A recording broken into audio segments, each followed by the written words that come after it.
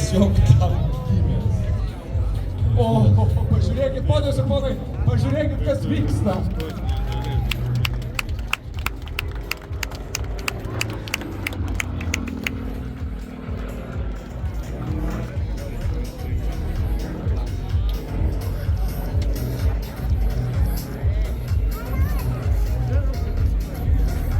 Stebint Jurgio Kairio skrydžius, visada stebina ta elegancija, su kuriais jis sugeba daryti tikrai sudėtingas figūras.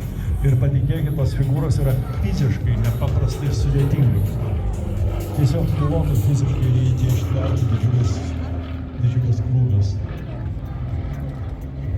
Įdomu, ką galvoja jo šeimos daktarė, stebinti visą tai.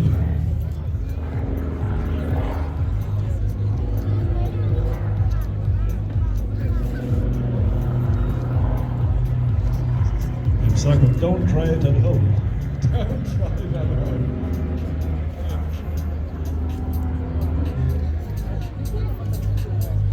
Nežinau kaip jums, bet man gniaužia kvapą matant, kas ką tik įvyko ten virš mūsų galvų.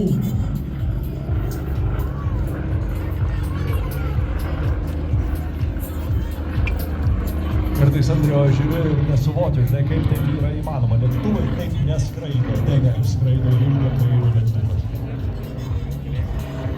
Jis ir lėktuvas yra viena. Iš tiesų.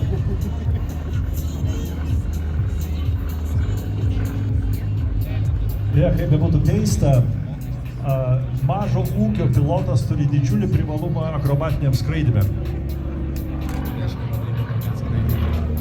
Na, tu dar, kaip sakyti, ne visiškai mažo ūkis, aišku, man tai visai.